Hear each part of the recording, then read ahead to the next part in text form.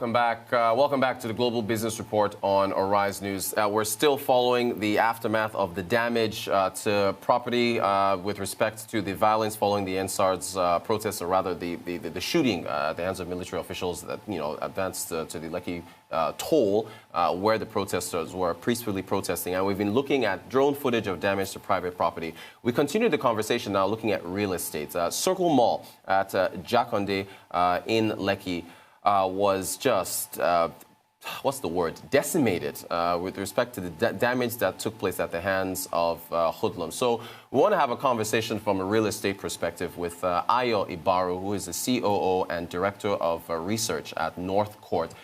Putting up some of this footage here where we're looking at some of the damage to Circle Mall. So we're looking at, there's, individuals. Look at that gentleman in the blue shirt carrying a fan out of the Circle Mall at Jakande in LEKKI. You can see people, this is cell phone footage from somebody who was at a higher floor. Individuals taking shopping carts and just looting the entire mall. So, and this is not the first time, unfortunately, that Circle Mall has witnessed this. There's individuals bringing out material there. Look at them, and I understand that they were hawking some of these materials or auctioning them off. It's understood a refrigerator that's worth thousands of naira was sold off for about 5,000–6,000 naira. You can see that guy carrying a chair. That guy's carrying a rug or a carpet. The next individual, it was a free-for-all at the Circle Mall. And so we want to talk about the damage. We want to talk about what could be done to rebuild, what investors, foreign investors would make of all this. Ayo Ibaru, Chief Operating Officer, Director of Research at North Court, is with us in our Abuja studio. Ayo, good morning to you. Thanks for joining us on the program. So, you're seeing the footage there, Ayo. Kicking off, can you put a naira value to, so there's ShopRite, unfortunately. And ShopRite was in the news. We covered it when they were divesting from their holdings in Nigeria. But, Ayo, what naira value can you put to the damage we're seeing here? So good morning, Rotos. Thanks so much for having me here. First of all, our condolences go out to everyone who has lost someone, who has experienced hurt in one way or the other. There's really no way, that can be compensated for. Now, in terms of naira value lost, that's a very difficult calculation to make. The reason is until we meet each of the shop owners, there's really no way we can find out. Some have lost as much as 50 million, some have lost as much as 100 million. And then there's also the case of the credibility that they have lost even with their foreign investors. I know you're going to get into that question, but I'm thinking, we can just get into that now. We have 3 phases of this situation. We have the short term in which you will have major disruptions, similar to what we saw at the xenophobic attacks, compounded by the COVID nightmare we've had to endure for the last 6 to 8 months. And then in the midterm, we will see some reconstruction, we will see some rebuilding. But then in the long term, we will now want to see major structural, social, and economic reforms. And serious questions have to be answered, and they have to be answered quickly. Yes, we can talk about money lost. Yes, we can talk about real estate that has been destroyed. It's my industry, that's what I will do. But then we need to answer the valid question, which is this: what is the value of the Nigerian life? Thank you so much for that, Ayo. And I'm glad you mentioned the xenophobic attacks that occurred. Was, exactly. So, and this same mall, I believe also the mall, the Novare Mall at Shangotedo as well, were both hit by looting and so on and so forth. So between that time, which was just last year, and now, these losses, did they not begin to pile up and worry foreign investors when you've now got this following that incident? Okay, so the investments in emerging markets or frontier markets, as some people like to refer to Nigeria as, it's very simple. It's always a risk. But this level of destruction, this level of carnage, this level of absence of security forces will make prosecuting the argument for investing in Nigeria's retail sector much harder than it already is. Because I've spoken with a few of these developers, a few of these players in the investor market, and many of them are saying, look, Ayo, even 18 months, even 36 months, we're still seeing certain things like this on a consistent basis. We're out. Wow. We're out because you can only invest you can only invest so much. You can only invest so much in an environment. I mean, what gives? West Africa doesn't, I mean, Ghana doesn't do this. Other countries don't do this. So at some point in time, once we are done recovering, if we can, from the short-term disruptions, and then we're able to get some rebuilding ongoing, we need to have a concrete security plan. We need to have a concrete arrangement around financing, around protection of assets, around government involvement in ensuring that investors don't regret coming into Nigeria. We have to do something. Excellent. Thank you for mentioning that. Excellent point. So, if on the security side of things, if they were to, okay, so they rebuild, they try to restock, get the inventory back in, and beef up security, that cost, the added cost of beefing up your security at a site like this, or any other site, if you were to build a shopping mall, does that now flow down into the added cost? Does that now flow down to retailers as far as the cost of the items that you're stocking, or how much you charge in rents to businesses that want to put shops there? Does that make things more expensive? Is basically what I'm asking. Oh, you raise a very valid point, and we will see that in the short term. At least for the next 3 to 6 months, you're going to see rent discussions revisited. You're going to see prices move in certain degrees or in certain directions that we weren't expecting. Those are expected in the short term. It's, I mean, any economist, any investment analyst will tell you these things. Right, so we can expect that. By the end of the day, what is the purchasing power of the average Nigerian? You can only raise your prices so much. If it's too expensive, I won't buy, or I will look for a cheaper alternative. It's that simple. It's rational behavior, classic economics. Thank That's you. what's going to happen. Perfect, and I'm glad you mentioned that again, because we're seeing that in the breweries sector with the competition that's taking place between the brewers and, of course, the purchasing power of the average Nigerian. Now, speaking of purchasing power, now, if we're getting into income now, there was a tweet talking about whether the investors, or rather the Circle Mall, regrets building in that area because, I just have to say, Jakande, unfortunately, is surrounded by, the income disparity is quite glaring in that area. And so it's been said that any opportunity that the individuals in the environs have, they will hit that mall. I just want to get your perspective. You're a developer, you're in this space. Did they make a mistake in situating their location there? Do they move? What happens next? And what's your take of the area? So before I answer your question, let me ask you a question. So what do I say to Novare? Novare doesn't have the same situational analysis that the Circle Mall project would have. It will bring out if you had done the same analysis, situational analysis for Novare, what you will find is that it's an okay environment, middle to upper class, live around there. But when the problem came, when the problem came, there was nothing anybody could do. You see, because you can't, I'm looking for the best way to say this, you can't blame someone for being poor. That's why we have government.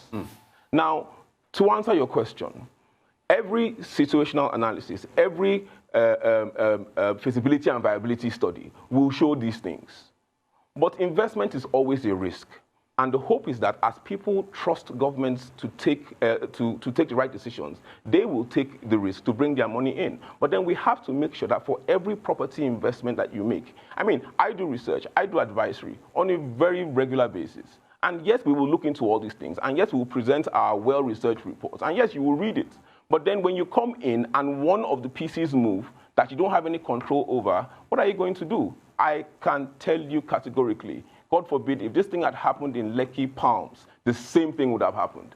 The same people would have come in and would have looted. Because it happened in Novare, it happened in Jakande. If you look, okay, so since we're talking about tweets now, Ikeja City Mall, they quickly came out, was it 2 days ago, and said, look, we are not owned by a certain individual. Because they knew, it's not about where you are. If it is clear that the state doesn't have security to provide, if it is clear that the state cannot provide security for investment into the real estate market, there will be questions. There will be questions now. Gotcha. Now, that's the only way I can say it. Sorry, I'm not my usual happy-go-lucky self. It's a serious situation, and I think you're passionate. It's your sector, and I understand. I know you know about the damage it's going to cause. We're focusing on the Circle Mall. But I also have to add that, you know, the mall at Surulere was also looted. Spa, which is owned by the Dutch, they put out a tweet because they said they were looted. So this is, it's widespread, Ayo. So, I mean, at some point, is there more focus on the socio-economic issues in trying to, because Governor of Lagos State had exclusive interview with our morning show crew earlier this morning, about 9 a.m. Yes. He was asked about... I watched it. Thank you. Okay, you watched it. So he was asked about providing more jobs for the youth. So many of these retail outlets were hit. So, you know, does that now become the primary focus? You know, at the end of the day, water always finds its level. You see, we have always made that case for infrastructure, for social welfare, for healthcare, for education. We've always made that case. And if we don't put the energy, if we don't put our backs into these kind of things, we will always have... Look, you're even talking about malls. GTB, all these banks, they were looted. Well, they were destroyed. They were defaced. So that's why, with what I started with, we have to deal with the short-term consequences and disruptions quickly, which I think the government is trying to do. How well they're doing that is the subject of conversation for another day. And then in the midterm, we start to do reconstruction, and then developers have to be given serious assurances. Pricing has to be dealt with, costs have to be managed, the government has to step in, and then finally, we now sit ourselves down and say, look, if we don't deal with the social and with the social infrastructure of Nigeria, of Lagos, of our emerging cities, of all the cities in this country, this is only something that will happen. It's a question of when. All right, so we're going to take a break in a moment here, Ayo. But when we come back, I want to ask you about insurance. I also want to ask you about whether or not these costs are going to price out individuals, and then whether or not retail is for the average Nigerian or it's for the upper income levels. I really do want us to get into that. So we're speaking, of course, with Ayo Ibaru. He's the Chief Operating Officer and also the Director of Research at North Court, a real estate firm. He's also into development, very well learned in this sector. We're talking about the damage that has been wreaked upon the LEKKI Circle Mall, also in Surulere, also Spa, widespread damage. We've been following the aftermath of the hit to business, looked at drone footage and the damage to banks, what it's all going to cost, insurance, and then the added cost of beefed up security and what the government can do to alleviate the situation. We're still following all this. It is the Global Business Report on Arise News. Do stay tuned. We're going to take a break. We'll be right back and continue the conversation.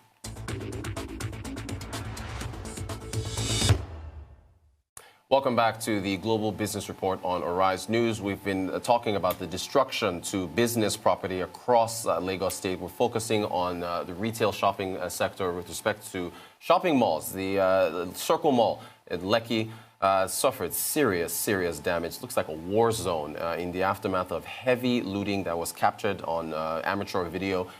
Cell phone video showing a number of people carting away goods that are supposed to be sold. And so we've been speaking with Ayo Ibaru, Chief Operating Officer and Director of Research at North Court, talking about the aftermath, what it's going to mean to try to rebuild, and so on and so forth. Ayo is still with us in our Abuja studios. Ayo, thank you for sticking around with us. I want to get to the topic of insurance, Ayo. So I'm making an assumption here that these businesses are insured. If you can confirm that. Also, are we going to see possibly a rise in insurance premiums for them in the aftermath of getting this damage accounted for? Okay, so while we're on the break, I got some feedback from my research team at the office, and we don't have a full figure yet, but insurance will be in billions. There's really no. Let's not talk too much about that. It's just going to be in billions. Yes. Wow. Okay, and so definitely, the cost is going to be heavy now. So going forward then, so that means then if Nigeria is considered, or if this raises the risk level for the country, since this is the commercial capital, does that then theoretically mean that you might see a rise in the cost of insurance if somebody was to build a mall in another area? Okay, so I think that's even the second question. I think the first question is, would they even want to build in the first place? I think the conversations around locating outside Lagos, I think will become more reasonable, because in the old days, if you said you wanted to locate something outside Lagos, people would say, why are you doing that? But right now, that argument, I think, in my view, would be easier to prosecute. So before anyone even thinks about cost of security, cost of insurance, or whatnot, getting past the first question, should we build in Lagos, will be a longer conversation than it used to be in times past.